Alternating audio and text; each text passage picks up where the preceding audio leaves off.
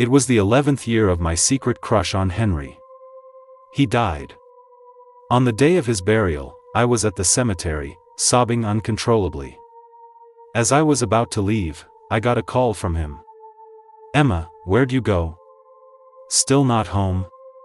Standing at the cemetery gate, the moment I saw the caller ID, I was stunned. Because Henry was already dead. A car accident. The overturned car had crushed his body completely.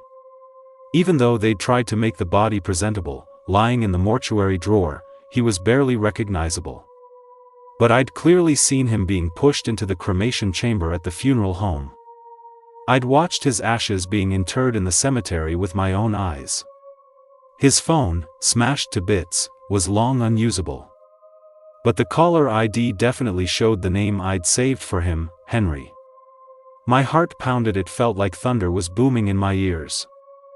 I rubbed my sore, swollen eyes and glanced back at the cemetery gate. My hand trembled as I pressed the answer button. "Hello. Emma, where are you? You asked me to invite Ben over to the house. Where did you go?" The man's voice was slightly deep. Like frost in late autumn, carrying a hint of cool indifference. It was uniquely Henry's. I would never mistake it. "It seems I've been reborn. Because asking Henry to invite his friend Ben over to the house was 5 days ago. March 9, 2025. At the dinner table that day, I eagerly served Ben food. Pretending to like him, to test Henry. Thinking back now, that was the worst idea I'd ever had in all my years of crushing on him. It was also the stupidest decision I'd made in my 24 years of life. Because after dinner that day, Henry asked me, "You like Ben?" He could tell, but his expression was perfectly normal, not a hint of jealousy. When he heard me reply, "What if I said yes?" He even gave a rare smile. "That's good. Ben is simple and enthusiastic. You probably won't be unhappy with him." His words made my heart sink to the pit of my stomach. I decided to give up on him and move out. Until the day before yesterday, there was a serious car accident on the city's river-spanning bridge. The police called. "Emma, please come to the funeral home to identify Henry's body." I could no longer hear what Henry was saying on the phone. The tears I had just managed to stop instantly started flowing again. Before, I was a staunch materialist.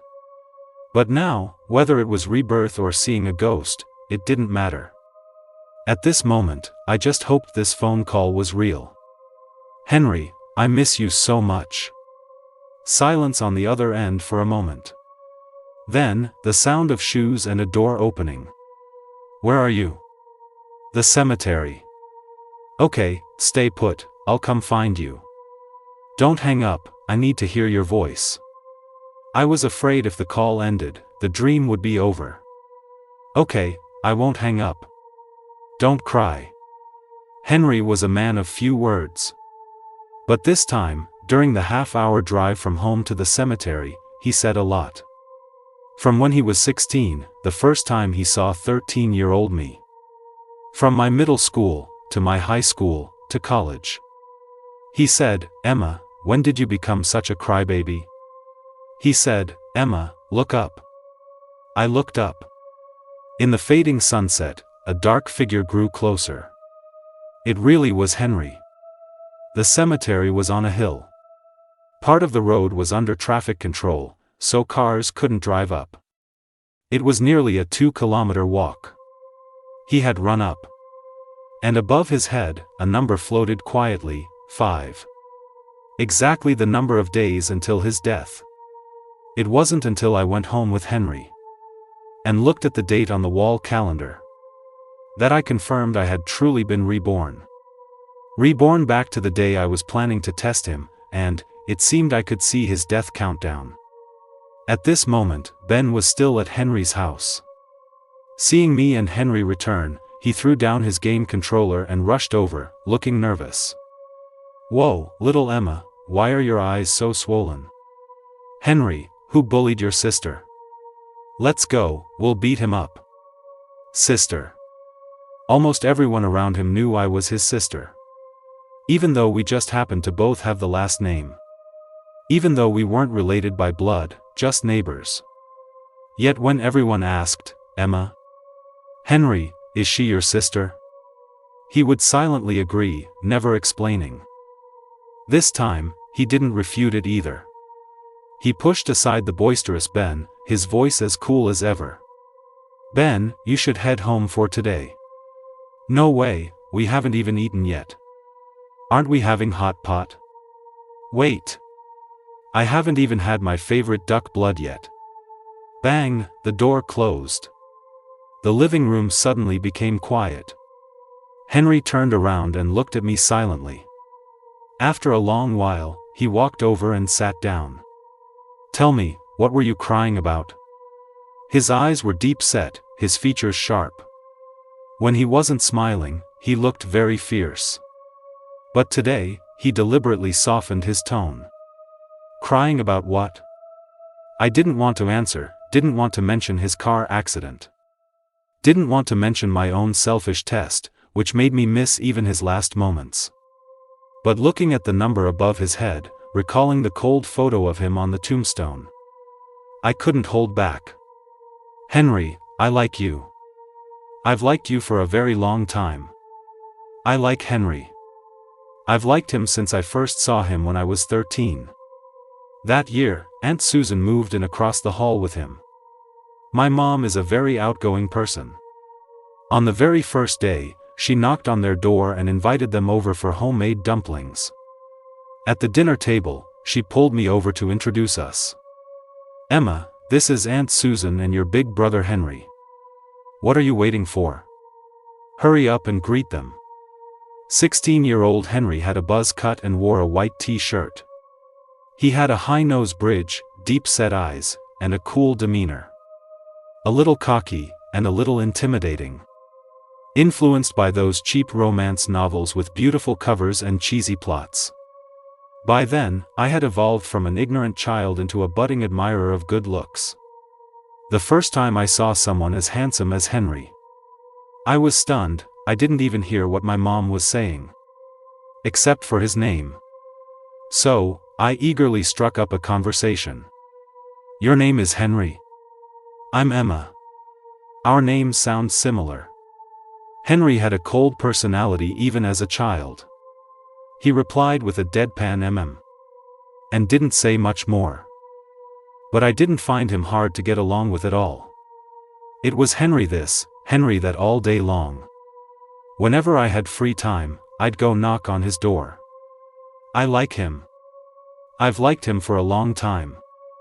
Probably because it had been so long, I became overly cautious, not daring to reveal my feelings in the slightest. But now, when those two words were actually spoken, I realized it wasn't as unbearable as I had imagined. Instead, it was Henry across from me whose eyes flickered with surprise. He was stunned for a long time before fumbling for a cigarette from his pack. He seemed to want to smoke. But he glanced up at me, then stuffed the cigarette back into the pack. I don't like the smell of smoke, he always knew that.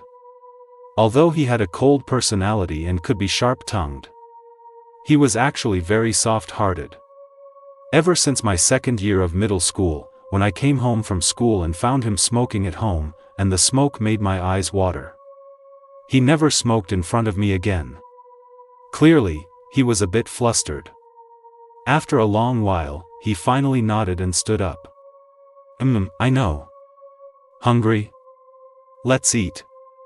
His light tone made my chest tighten a little. But I also understood that now was not the time to dwell on whether he liked me or not. So I got up and followed him. "Henry, 5 days from now, you can't go out, you can't drive, and especially, you can't go to the office via the bridge over the river. Otherwise, you'll die. You have to believe me."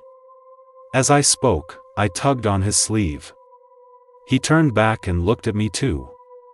I don't know if he believed me. The surprise in his eyes faded, his eyes curved, and his expression was incredibly gentle. Got it. Let's eat first." He walked into the kitchen and brought out the cooked hot pot base. He then took out bowls and chopsticks and thoughtfully prepared the dipping sauce for me. I always loved the hot and sour sauce. He knew. The last time, on this same day, he had also prepared the sauce for me. But as I got closer and saw the sauce bowl he handed me, I suddenly froze. A chill shot up from the soles of my feet to the top of my head. Cilantro? No. I'm allergic to cilantro, Henry knows. Henry was a great cook, even better than my mom. The year he moved in across from me, I shamelessly freeloaded off him for food and drinks. Although he'd verbally complain, always saying, "Don't you have a home? Go home and eat." But every mealtime, the table was set with things I'd casually mentioned. Because I ate cilantro and had an allergic reaction, I was rushed to the hospital by ambulance. It was the 7th time I'd freeloaded a meal at his place. Halfway through a spicy stir-fry hot pot, my face swelled up like a pig's head. Henry was terrified. His hands were shaking when he called 911. When he yelled at me, I didn't know if it was out of anger or panic. "You're allergic to cilantro, didn't you know?" It was the first time I saw him without his usual stern face. I found it novel and was even in the mood to laugh. "Hee, I forgot, okay? What's there to be afraid of? A little allergy, it's a common thing, it won't kill anyone." I considered myself tough as nails, not scared at all. But I didn't know which word hit his nerve. He suddenly fell silent. After that, he never put cilantro in his cooking again. The memories flooded back and took a while to dissipate. Staring blankly at Henry, my throat tightened. I couldn't help asking, "Do you remember that time I was eating at your place and ended up in the hospital?" He looked up at me. His hands didn't stop moving, then he nodded. "You're allergic to pineapple. I put pineapple juice in the spicy hot pot for flavor. Why are you suddenly asking about this?" I couldn't hear what he said after that. I just felt a loud buzz as something exploded in my brain. The ringing ached for a long time. Along with it, my heart gradually sank. No. Something's wrong. I'm definitely allergic to cilantro. After so many years, how could he misremember? With doubt in my heart, I barely touched my food during that meal. Perhaps seeing that I wasn't myself. Henry didn't force me, just thoughtfully drew a hot bath for me after dinner. He reminded me, "Soak and get some good rest. Don't overthink things." But I couldn't stop thinking. I even woke up from a nightmare in the middle of the night due to excessive worrying. When I knocked on Henry's door, clutching my pillow, he wasn't asleep yet, his eyes were clear. Seeing me, he frowned slightly. "Nightmare again?" It wasn't exactly a tacit understanding. It was just that for a period in my 8th grade, my grandmother was critically ill. My dad was on a business trip then, and my mom was at the hospital taking care of her. After being scared awake in the middle of the night, I would often hug my pillow and, like today, go crying and knock on his door. But later, he stopped letting me into his room. Today, I thought he wouldn't allow it either. But his gaze lowered, against the light, he looked at me silently for a long moment. Then he sighed softly and stepped aside. "This is the last time. Come in." Just like when we were kids. I slept on the bed, he slept on the floor. After turning off the lights, he turned his back to me and said nothing. The room instantly quieted down. Looking at his stiff back, listening to his shallow breathing. Although the doubts and sense of incongruity in my heart hadn't dissipated. My uneasy heart finally settled a bit. Probably because he was there, I had my first good night's sleep since his car accident. When I woke up early the next morning, he was already busy in the kitchen. Hearing footsteps, he turned around. Turned off the stove, took off his apron. "Awake? Go wash up and eat." But I didn't move. Staring blankly at the top of his head, my heart suddenly sped up. The number 5 of his death countdown hadn't moved. What's going on? Why hasn't it changed after a whole day? Could it be that this isn't a countdown? Then what is it? Countless thoughts flooded my mind, making my already chaotic thoughts even more jumbled. My heart was beating a little fast. I had a faint feeling that something was wrong. But what was wrong? I couldn't figure it out. I could only numbly reply, okay. Because I was worried. After that day, wherever Henry went, I followed. At first, he was helpless. He tried to persuade me, "Didn't you say my car accident happened on the bridge over the river? Don't be afraid, I won't drive, nothing will happen." But he couldn't win against me, so he had no choice but to let me follow. Time flew by, and in the blink of an eye, it was March 14th. These past few days, the number above his head still hadn't changed at all. Even though, theoretically, not driving and avoiding the bridge should prevent his death. But on the 14th, when he got off work, I still pulled him to a coffee shop downstairs from his office, staring at the time, waiting for it to tick by. 5:41. The time of the accident.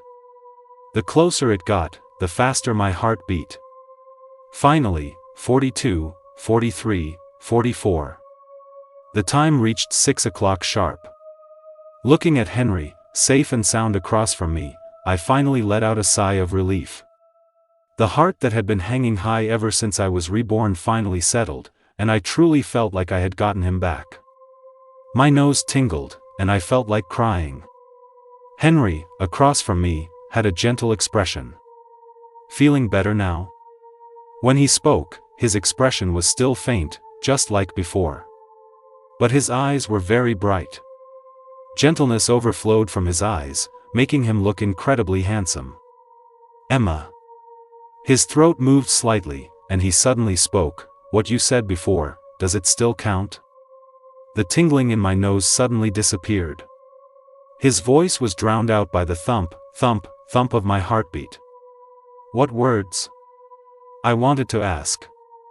But before the words could leave my mouth, I suddenly saw his gaze lift, his face changing drastically. No time to react. The moment he lunged, there was a commotion all around. Until darkness fell above, a loud bang, and time seemed to stretch infinitely. The world suddenly went silent. It seemed to be raining. Scalding raindrops fell on my face, making my skin tremble and my mind go blank. It wasn't until my consciousness returned and I smelled something metallic that I realized it wasn't rain at all. It was blood. It was the blood dripping from Henry's chest, where the chandelier had fallen and its sharp ornaments had pierced him. "Henry."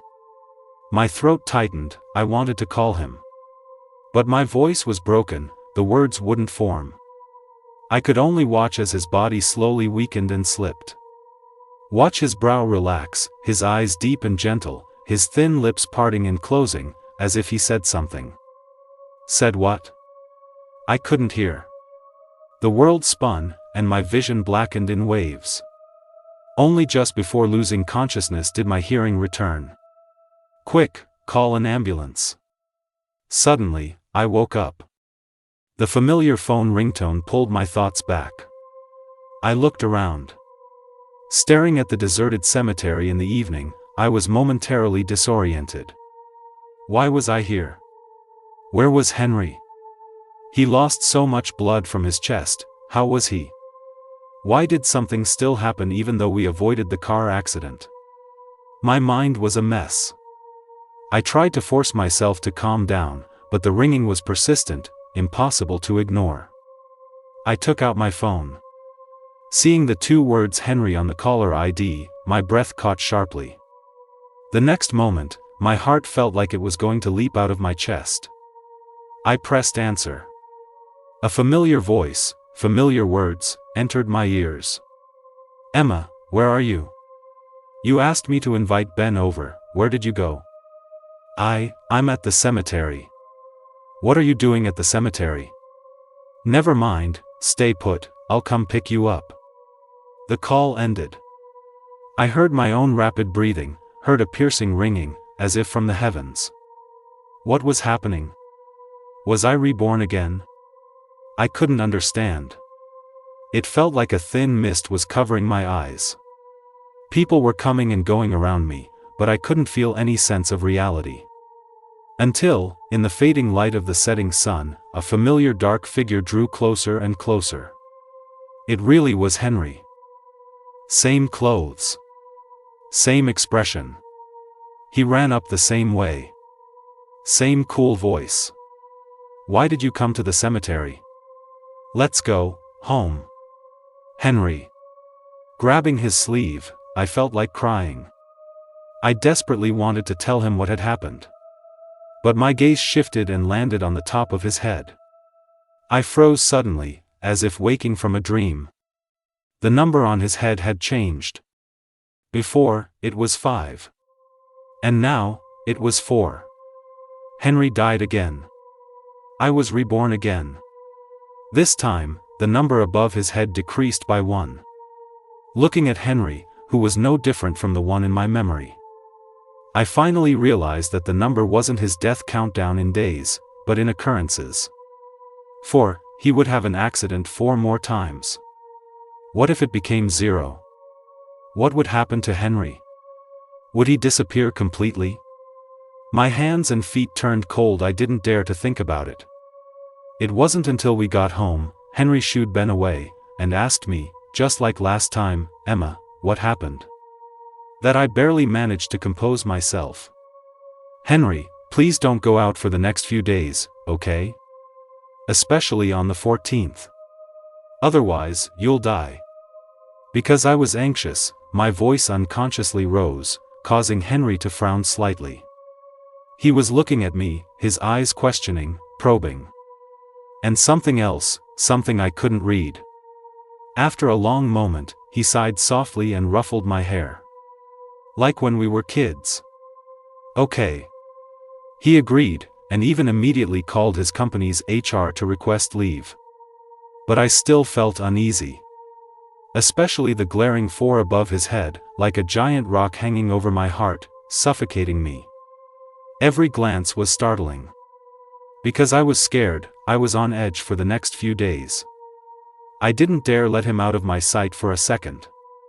When he cooked, I stood at the kitchen doorway watching.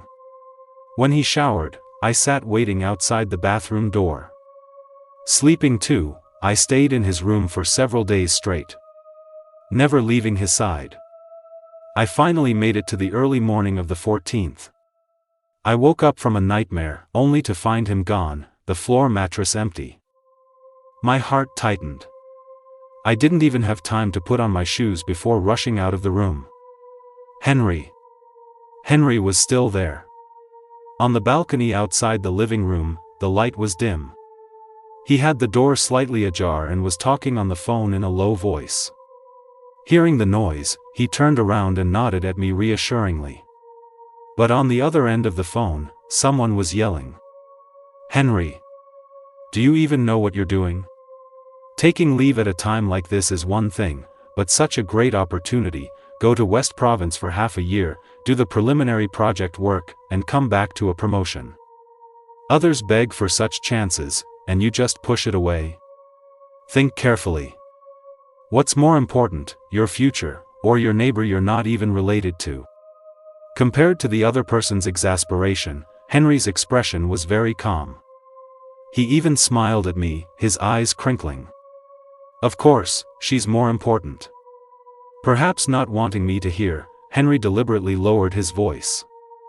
But he didn't know that my hearing was much better than an average person's. Even with the distance, even through a slightly ajar glass door.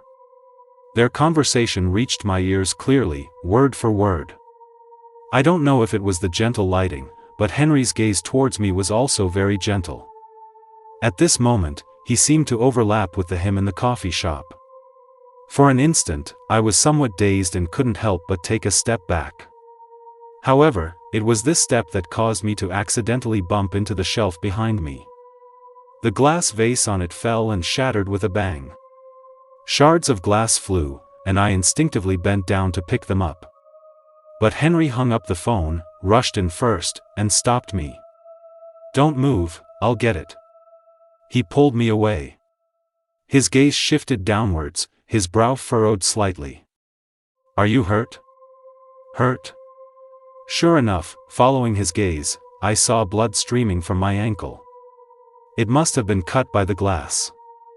"Don't move, I'll get the first aid kit." His lips were pressed tightly together. He helped me sit on the sofa and went to the cabinet to find the first aid box. After a short while, he frowned and stood up again. "We're out of medicine at home. There's a 24-hour pharmacy at the community entrance. I'll go out and buy some. You wait at home for me." He was about to put on his shoes as he spoke. But the words "go out" triggered my nerves. Without thinking, I almost blurted out, "No, you can't go out. Didn't you say in your dream I had an accident in the afternoon? It's only early morning now, don't worry." As he spoke, he gestured with his eyes for me to look at the wall clock. 00 March 14th had just begun. Although the first 2 times, the incidents did happen in the afternoon. But I didn't dare to gamble. I sprang up from the sofa and grabbed his sleeve tightly. "No, I'll go myself." Although Henry had a cold personality and looked fierce when he wasn't smiling, as if he was about to hit someone. But in reality, he was very gentle at heart.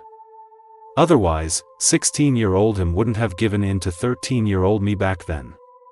Time after time, he'd have a cold face, saying things like "I don't play with kids, I don't like watching movies, I don't like sweets." But in the end, he would still curl up on the sofa with me, eating popcorn and watching Transformers. Now, he couldn't win against me either. His long eyelashes drooped slightly. Seeing me clutching his sleeve tightly, showing no intention of letting go. He thought for a second, then sighed softly, "Let's go together. It's too late, you're bleeding, I'm worried." His tone was firm, with no hint of compromise. As he spoke, he even squatted down. "Get on, I'll carry you." I should have refused.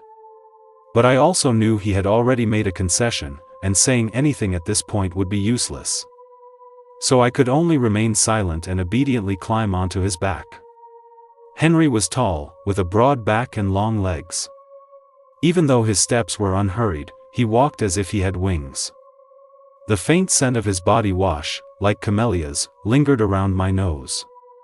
The apartment building wasn't far from the community gate, and the pharmacy was just 50 meters outside the gate.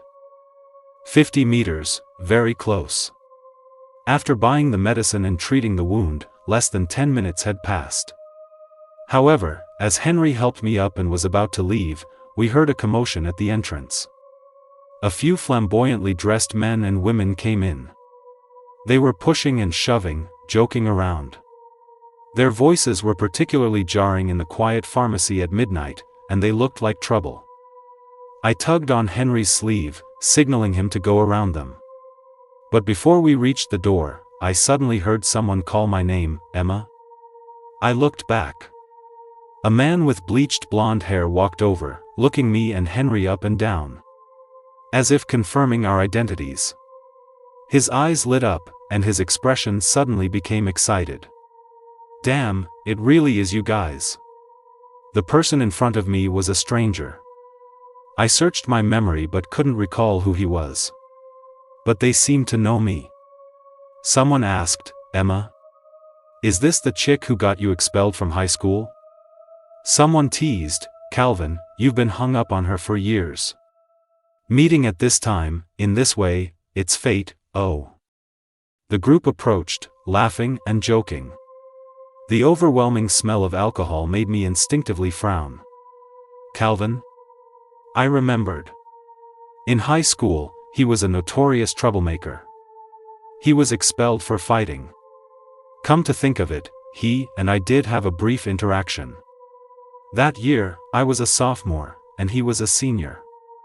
For a while, he would always bring a few troublemakers from outside the school and block my way home after school. He'd ask me, "Emma? You're pretty good looking, I kinda like you. Be my girlfriend?" Even after I refused, he didn't give up. He harassed me relentlessly, both in and out of school. But then one day, suddenly, the school announced his expulsion. I never saw him again after that. And now they were saying I got him expelled? Although I had questions, I didn't plan on asking. My eyelids twitched twice, and a bad feeling crept into my heart. I just wanted to leave quickly. Sorry, you've got the wrong people. I pulled Henry out of the pharmacy, but they followed us, swaggering. Calvin even jutted his chin at Henry and cursed, "Wrong people?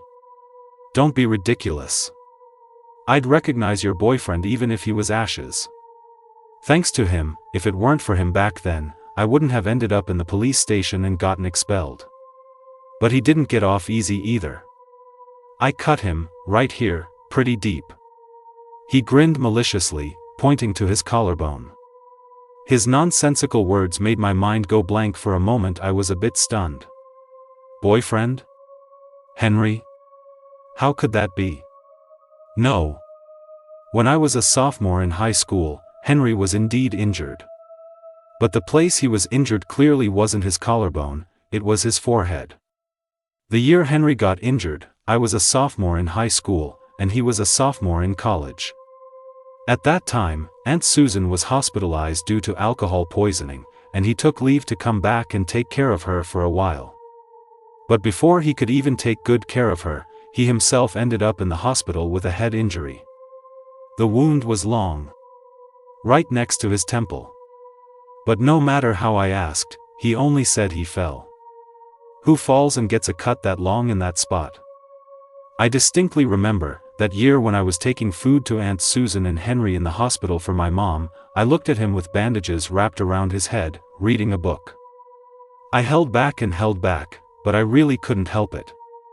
I had complained like that, sourly. I even asked him, "Henry, you don't have someone you like, are in a relationship, and got into a fight for love, do you?" That day, he looked up from his book. Unexpectedly. "What if," I said yes. Seeing me stunned, his gaze returned to his book. His expression was faint. Just kidding, who would I like? Those 3 words, just kidding, bothered me for a very, very long time. That scar on his forehead, I cared about it for a long time too. I would never forget. But now Calvin said Henry was injured on his collarbone. My heart was beating a little fast. I wanted to ask. But before I could open my mouth, Calvin had already cleared up my confusion. "If I remember correctly, your name is Henry, right? I've always remembered that fight at the reservoir back then. How about we settle this score today?" His tone was malicious, and he approached step by step. And in front of me, Henry had his back to me. I couldn't see his expression, only feel the muscles under his loose clothes tensing. After a long moment, he turned around. He finally spoke, "You go back first, I'll handle this." Not exactly an explanation. But that short sentence had already confirmed that everything Calvin said was true. My thoughts were a mess. I knew, right now, I should listen to Henry and leave first. But there was no time. Someone suddenly yelled. "Boss Calvin, should we do it?" Without a word, Calvin suddenly rushed forward. A brawl erupted. People drunk on alcohol had no reason. The others jeered and swarmed in, quickly surrounding Henry.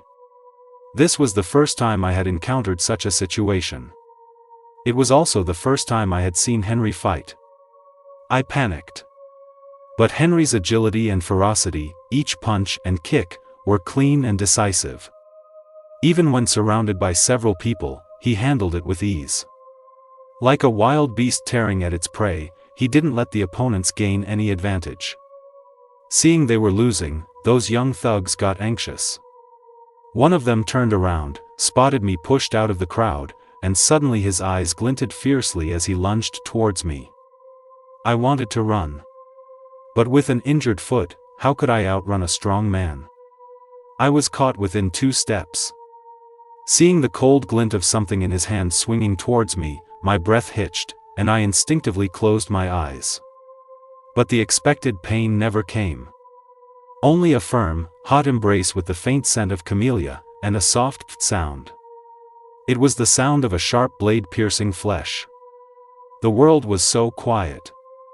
So quiet that I could only hear the thump-thump of a heartbeat. I couldn't tell whose it was. It wasn't until the pharmacy staff shouted, "I've called the police. They'll be here soon," that Calvin and his gang scattered like birds. My consciousness gradually returned. In my nose, the cool scent of Henry's body wash, mixed with another smell, like rust. Taking a step back, I looked down, and saw a startling crimson dripping like a stream of water. "Emma, don't be afraid, I'm fine." Henry's voice trembled slightly. He was the one injured, yet he was smiling. His eyes seemed to glow. His smile and tone were incredibly gentle. "Ambulance." "Yes. Quick, call an ambulance." I snapped back to reality, fumbling for my phone in my pocket. But my hands were shaking violently. My hand wasn't steady, and clack, the phone fell to the ground, the screen went dark. "Henry, don't be scared, I'll call right away." My voice trembled as I tried to pick up the phone. However, just as I squatted down, I felt the figure in front of me stagger. A dull thud. The moment Henry fell, it felt as if my soul had been ripped out too. Tears blurred my vision. I could no longer hear any sound, only vaguely make out his lip movements. "Don't cry, I what? What did he say?" I couldn't see clearly. My gaze fell on his forehead and stopped abruptly. The skin there was smooth, without a scar. It was the cemetery again. The same incoming call ringtone, the same Henry telling me to wait as he ran up from the bottom of the hill. Seeing him again. Seeing the number above his head change to 3. I was on the verge of collapse. I couldn't care about anything else and burst into tears. This time, I didn't even have the energy to explain. As if possessed, I didn't let him leave the house on the 14th. But he still got into an accident. A gas leak next door exploded, knocking over a cabinet in our house. To protect me, he was hit on the head by the cabinet. Then came the 4th rebirth, the number above his head changing from 3 to 2. The outcome still didn't change one bit. Until the last time, watching him run up from the bottom of the hill. I finally realized he would die, and every time it was because he was saving me. But, the number above his head had already changed to 1. This was my last rebirth. And also my last chance to save him. "Henry, I want to go back to a city." On the way home, I looked at the traffic outside the window and said this. I clearly wanted to save him. Yet, 4 times in a row, I watched him get into accidents. 4 times in a row, I caused his death. That deep sense of powerlessness and helplessness engulfed me, making it almost impossible to breathe. Would leaving help? I wasn't sure. But it seemed like there was no other way. So, I said again, "I want to go back, tonight." The car was very quiet. So quiet I could hear Henry's shallow breathing. He was silent for a long time before asking, "Why? Why?" Perhaps the previous few times, I could have answered. But realizing he died because of me, the words that came to my lips became somewhat bitter. No reason, I just suddenly feel that H City isn't as good as I thought, and I want to go back. Ever since I was little, Henry never forced me to do anything I had already decided on. This time was no different. He turned his head to look at me. His eyes were dark, as if filled with starlight. After a long moment, he let out a soft "Didn't you want to go to the Pearl Tower with me? Let's book a later flight and go tonight." The Pearl Tower. Before coming to H City, I really wanted to go with him.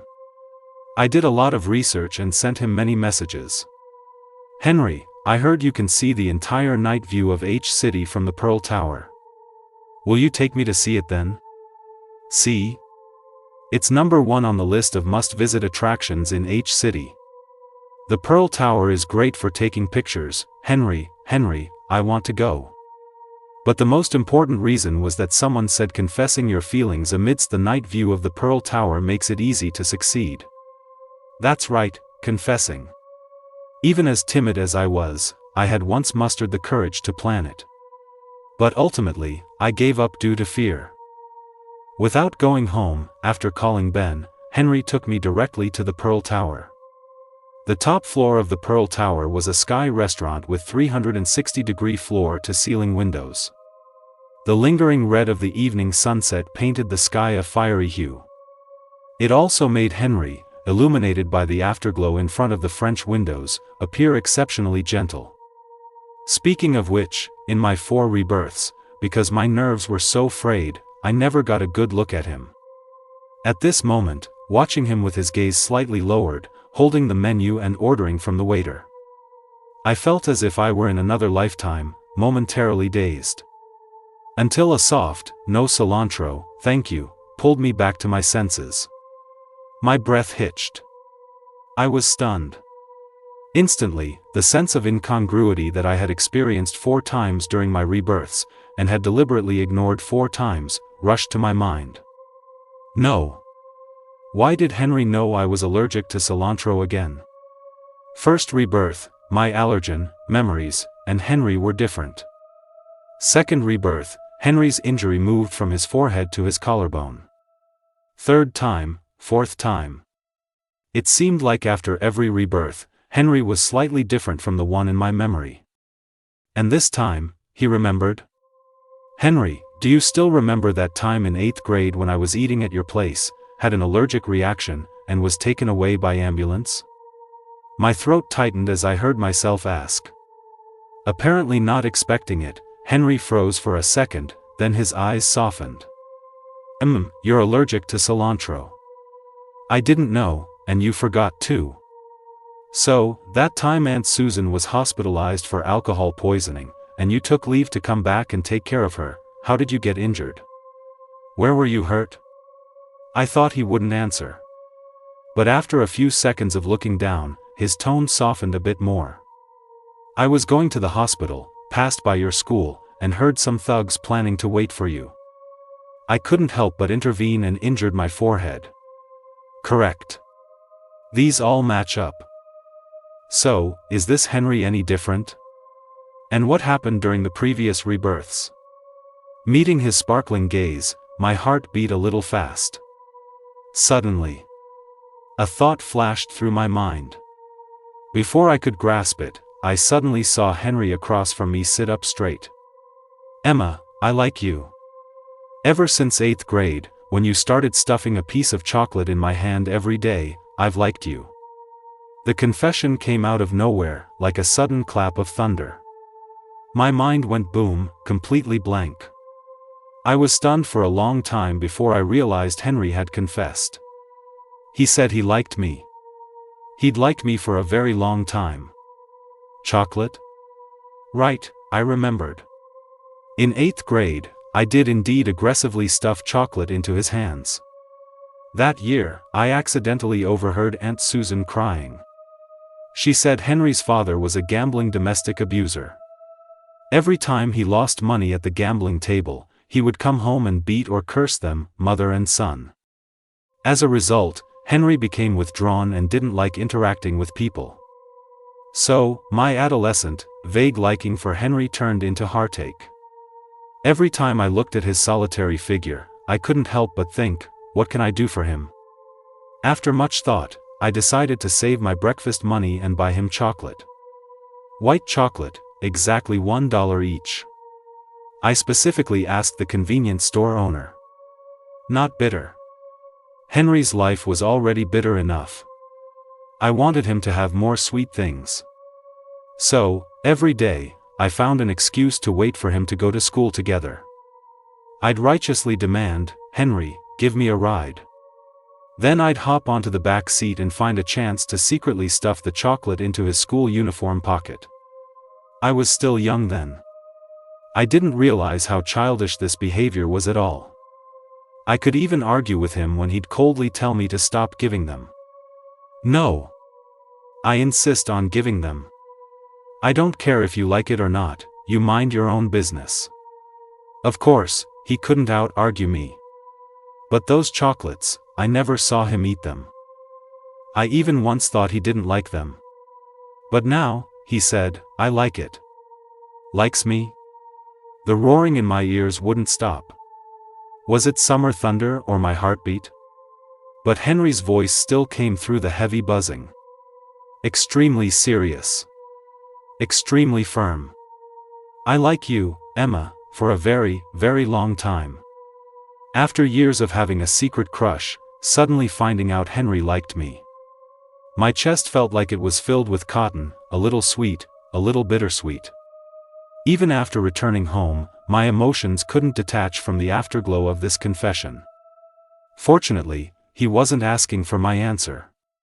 He even interrupted me before I could speak. You don't have to answer now. I just feel that confessing is something I should do. Indeed, I couldn't answer. After coming back to my senses, surprise and joy were even replaced by panic. I didn't even bother to explain. I hurriedly packed my luggage. Right. I have to go. This time, no matter what, Henry had to live. Everything else could be dealt with later. Because I was anxious, I packed hastily. While organizing my luggage, I accidentally knocked over a box at the bottom of the wardrobe. The box contained some trinkets and accessories I had bought, as well as a scrapbook of plans I had made before coming to H-City. Time was tight, I didn't intend to look through it. But as I was about to put it back in the box, I accidentally glanced at it. However, it was this glance that made my heart tighten, my breathing becoming increasingly rapid. This popular restaurant has such high ratings, I must go with Henry. No. The soup dumplings downstairs from Henry's place are super delicious, definitely have to eat them. Not this. Disney. What about the Pearl Tower? I clearly wrote detailed plans to go to the Pearl Tower in my scrapbook, and even sent pictures to Henry. Why isn't it there? No. Did the me in this world really plan to go to the Pearl Tower with him? What's wrong? Henry, who had heard the noise, when did he arrive? And how long had he been standing at the door, watching me? My upward glance was stiff. I heard my own voice, dry and hoarse. Henry, when did I tell you I wanted to go to the Pearl Tower? He didn't answer immediately. He looked down at me, his eyes as deep as a starry night sky.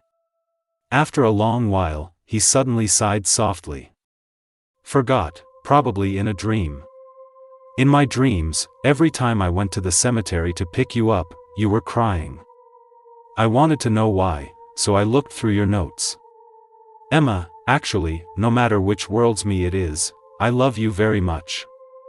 Ringing in my ears. I couldn't hear what he said after that. His voice seemed to merge with thunder, shattering my soul into countless images. In the coffee shop, Henry pierced by the chandelier to protect me. At the pharmacy entrance, Henry stabbed by a sharp blade to protect me. At home, Henry crushed by the cabinet. Finally settling on the bridge over the river, in the crushed and deformed car. Covered in blood, his eyes gentle. They all seemed to be saying, Emma, I like you. Don't be afraid, no matter which world, I will love you. I remembered. I finally remembered. I remembered that before I was reborn, the car accident on the bridge over the river, Henry and I were together. That day, because my attempt to test him failed, I miserably wanted to flee back to a city. And Henry had accepted the company's arrangement to go on a business trip to West Province for half a year. Our flights were an hour apart. We went to the airport together. Neither of us spoke the whole way. It was very quiet. Until the truck coming from the opposite direction lost control and crashed into our car. Before losing consciousness, I finally heard him call my name in panic, Emma. When I woke up that day, I was held tightly in Henry's arms. And he was covered in blood. The crushed and deformed car door had almost pierced through his entire back. He was still alive, his consciousness very clear. He even had the strength to smile at me. Awake? Does it hurt? Don't be afraid, you'll be fine. Knowing him for so many years, I rarely saw him smile. But that day, he smiled so gently. He also talked a lot. When he moved the corners of his lips, blood dripped rapidly. I wanted him to stop talking. But before I could speak, he interrupted me. He said, "Emma, don't be afraid. No matter which world it is, I will love you." My chest pounded wildly. The thump-thump sound vibrated my eardrums, and my breathing also became a bit rapid, my vision gradually blurring. The numerous Henrys in my memory, all covered in blood and saying the same words, gradually overlapped with the person in front of me. I finally, belatedly, understood what had felt off all along. The same allergen. The differently located wounds. The plan that didn't exist in my scrapbook, yet Henry knew about. I wasn't reborn, but traveled through time. Traveling through different worlds, meeting different Henrys. It wasn't me trying every way to save him. Because the one destined to die was me. No matter which world, I will love you. No matter which world, he was saving me. And I, because of the pain, even forgot that he saved me. I forgot how the conversation ended. How I got to the airport. And how I got back to a city. Time seemed to have fast-forwarded. By the time I came to my senses, I was already at home in a city. And the date was already March 14th. At the wet market, my mom was nagging as usual. "You finally came back. Later, call your Aunt Susan to eat with us. She hasn't seen Henry in a long time. You should talk to her more, it's not easy for her being alone." "Okay," I answered numbly. My mind was muddled, I didn't hear clearly at all. And I didn't even notice when a drunk, burly man approached me. It wasn't until someone suddenly grabbed my neck from behind and I smelled the strong stench of alcohol that I regained some clarity. Something cold was on my neck, a sharp utility knife. The sudden turn of events made people scream and scatter. It made my mom's face turn pale, and she couldn't stop crying out. I saw someone on their phone, calling the police. I heard the drunken man, as if mad, roaring at me about his work frustrations and dissatisfaction with society. Everyone was terrified. Except me. My eyes and ears felt as if they were covered by a thin mist. The whole world was hazy and somewhat unreal. This feeling was very strange. So much so that my heartbeat was unprecedentedly calm. Until Henry, who should have been in H City, who shouldn't have been here, suddenly burst into my line of sight. Until he kicked the drunkard away, covered the small cut on my neck, and nervously asked me, "Emma, how are you? Are you okay?" Only then did I wake up as if from a dream. "Why are you here?" "You're here, how could I not come? Today is March 14th. Yes. The Henry of this world had a dream. He seemed to know what happened in the previous worlds. Knowing clearly that coming to save me might lead to his death, he still came? So foolish. My nose stung. I didn't want to cry, but the tears just wouldn't stop. Through tear-blurred eyes, Henry in front of me seemed to relax, letting out a sigh of relief. His brow smoothed, and he comforted me softly, "Don't be afraid, it's okay, we're safe now." But I knew, no. It wouldn't be safe. Sure enough, his words hadn't even finished. The drunkard behind him, who was being held down by people, suddenly burst up, broke free, and snatched a cleaver from the pork stall. The moment the cleaver was thrown forcefully, the sounds of the world re-entered my ears. And never before had I been clearer than at this moment, never before had my reaction been quicker than now. I suddenly pushed Henry away. The moment the knife plunged into my chest, I saw his face in front of me turn deathly pale. I saw my mom running towards me. The crowd stirred again. It hurt. But more than that, it was a sense of relief. "Hey Emma, don't move. Ambulance, quick, call an ambulance." The world was noisy and chaotic. Henry's voice was also trembling and panicked, barely forming words. It clearly wasn't raining. Yet something was clearly dripping on my face. But my vision was blurry, I couldn't see anything clearly. I could only hear my own heavy breathing and a voice as weak as a mosquito's. "Henry, I like you. No matter which world, I love you too." Henry seemed to say something. I couldn't hear. Before my consciousness slipped into darkness, only one last thought remained. The Henrys from the previous 5 worlds, were they feeling what I was feeling right now? That's good. He will live. I didn't die. When I opened my eyes again, it wasn't the cemetery. There was no familiar ringtone. Before me was a white ceiling. The distinct smell of hospital disinfectant filled my nose. And separated by a curtain, a woman's sobs were broken. It was my mom. Everything was fine. How did such a serious car accident happen? "Emma's like this, who knows when she'll wake up." Car accident? What does that mean? Didn't I die? Am I back in my original world? My head was splitting. Right now, my brain felt like a pile of mush, completely unable to think. My whole body ached terribly. I tried for a long time before managing to utter a hoarse, rough sound. "Mom." The sobbing stopped abruptly. The next second, the curtain was suddenly pulled open. My mom's face, which seemed to have aged several years overnight, appeared in my vision. She hugged me and cried again. It wasn't until the hot tears slid down my cheeks and onto my neck that my thoughts gradually cleared. Finally, the fact that I was still alive and had returned began to feel real. She said, "Henry and I were in a car accident on the way to the airport." She also said I had been lying in the hospital for 5 days, and today was already March 19th. Lying here for 5 days? March 19th? Then what about Henry's body? The tombstone? Didn't I see him cremated and buried with my own eyes? Did I return to my original world, or did I enter a new one? Could it be that everything that happened recently was just my dream? Too many questions, one after another. I couldn't understand. When all the questions dissipated, only one thought remained in my mind. "Mom, where's Henry?"